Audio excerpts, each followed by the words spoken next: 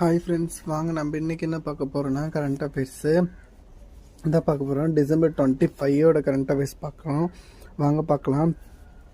தமிழ்நாட்டில் காப்புரிமை தாக்கல் எப்போ பண்ணியிருக்காங்க அப்படின்னு பார்த்தோம்னா, தமிழ்நாடு தான் பண்ணியிருக்கிறது 15,440 பண்ணியிருக்காங்க விண்ணப்பங்கள். ஆரோவில் அறக்கட்டளை அப்படின்னு சொல்லிட்டு அதை இது பண்ணியிருக்காங்க. தேசிய முக்கியத்துவம் வாய்ந்த நிறுவனம் அந்தஸ்து வழங்க பாராளுமன்றம் நிலைக்குழு பரிந்துரைத்துள்ளது. புதுச்சேரியில் அமைந்துள்ள ஆரோவில் அறக்கட்டளை 1988 தான் இது அந்த சட்டத்துக்கு கீழே நிறுவப்பட்டது.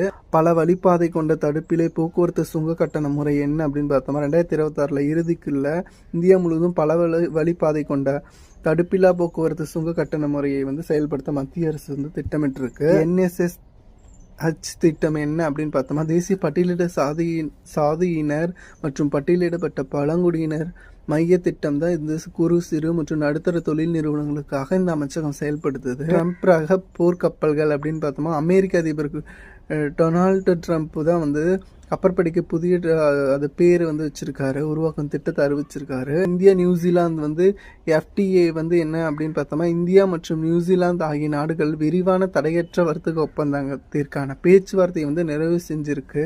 அதிமியோலி எரிகணை அமைப்பு அப்படின்னு பார்த்தோம்னா, டார்கிங் ஈகிள் தான் இது ஒரு மியோலி எரிகணை அமைப்பு அமெரிக்காவில் உருவாக்கப்பட்டிருக்காங்க. இராணுவத்தில் பயன்படுத்தப்படும் அணுசக்தி சாராத பரப்பில் ஏற்படும் ஆயுதமாகும் இது.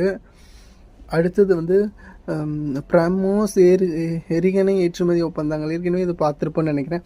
இந்தியாவின் பிரமோஸ் மியோலி சீர்வேக எரிகணைகள் வெளிநாடுகளுக்கு ஏற்றுமதி செய்யப்படுகின்றன. அது வேகமாக ரொம்ப தோராயமாக $450 மில்லியன் மதிப்புள்ள ஏற்றுமதி ஒப்பந்தம் விரைவில் கையெழுத்தாக என்று எதிர்பார்க்கப்படுகிறது அப்படின்னு சொல்லியிருக்காங்க. அடுத்து என்னென்னு பார்த்தோம்னா, சென்னையில் காற்றின் தரம் என்ன அப்படின்னு பார்த்தோமா, ஒப்பிடும்போது பல இந்திய நகரங்களுடன் ஒப்பிடும்போது சென்னையில் PM 2.5 அப்படின்னு நுண்துகள் அளவு குறைவாக இருக்குது அப்படின்னு சொல்லியிருக்காங்க. அடுத்தது என்னன்னு பார்த்தோமா, விளையாட்டு செய்தி. மாற்றுத்திறனாளிக்கான ஆசிய இளையோர் விளையாட்டு போட்டிகள் எங்கே நடந்துச்சு அப்படின்னு பார்த்தோமா, அரபு அமீரகத்தில் தான் ஐக்கிய நகர் துபாயில் நடந்திருக்கு. அடுத்தது என்னென்னு பார்த்தோமா, தேசிய விவசாயிகள் தினம் எப்போன்னு பார்த்தோமா, டிசம்பர் 23 தான். நல்லாட்சி தினம் டிசம்பர் 25.